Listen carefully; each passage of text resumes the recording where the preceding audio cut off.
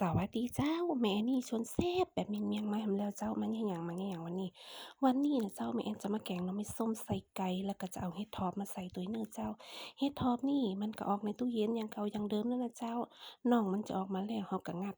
ของเก่ามากินก่อนเนาะเจ้ามาพอเครื่องในวันนี้เลยเจ้าข่าตะไคร้หอมขาวหอมแดงพริกแห้งกะปิบักแคนแกนหอมป้อมนะเจ้าผักที่ใจอุ้ยในวันนี้ก็จะมีหอมป้อมนะเจ้าแล้วก็ใบบักกูดแล้วก็ พริกแดงเพื่อความกิ๊บเก๋นะคะทุกคนเนาะไม่ส้มต้มเรียบร้อยแล้วเน้อเจ้าทุกคนป่าเดี๋ยวเราก็จะเอาเห็ดทอบของเราไปต้มละลายก่อนเน้อเจ้าระหว่างที่เราต้มเห็ดทอบเราก็จะไปตำน้ำพริกกันก่อนเน้อเจ้าต้มละไว้นี่ปล่อยมันละลายเนาะตำทุกสิ่งทุกอย่างรวมกันลงไปเลยเน้อเจ้าทุกคนข่าจะไคร้อย่างมื้อนี้ที่เราเกียมไว้แบบนี้นะเจ้าใส่ลงไปตำแล้วแม่นก็จะใส่เกลือไปตัวเน้อนะ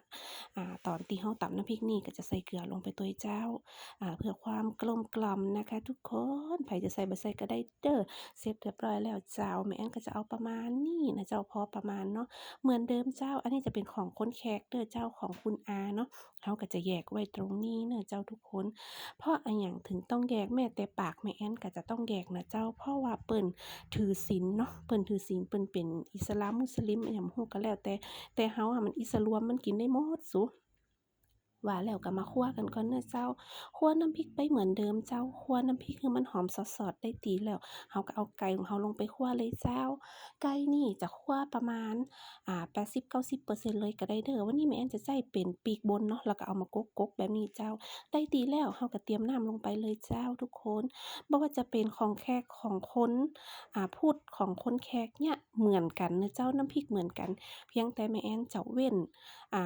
เว้นรสดีเนาะรสดีบ้านแม่แอนเป็นรสหมูแม่แอนก็จะบ่ใส่ให้เปิ้นอีกนะเจ้าเสร็จแล้วก็มาปรุงรสก่อนใส่ซุปไก่ก่อนซุปไก่ก่อนก็ใส่ได้เพราะเป็นไก่เนาะแต่เปิ้นเว้นหมูนะเจ้าผงนางฟ้ากาแม่ใหญ่ซูเจ้าอันนี้ของคนพุทธเน้อเจ้าใส่รสดีลงไปเป็นรสหมูเนาะแต่ของคนแขกแม่แอนจะบ่ใส่เน้อเจ้าทุกคน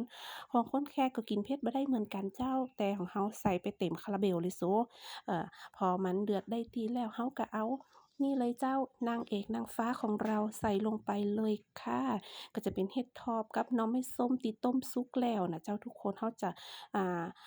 การทำของเขาก็จะบ่ได้ยาวนานสักเท่าไรนะเจ้าเนาะเพราะว่าทุกสิ่งทุกอย่างมันสุกแล้วเจ้าการมันเราก็แค่ต้มมันไปเรื่อยๆให้มันเข้าพริกเข้าเกลือถึงเนื้อถึงหนังของหน่อไม้ส้มแล้วก็เห็ดถอบเจ้ามายื้อมาใจกันพอเป็นบางครั้งบางคราวกนๆกันไปเจ้าทุกคน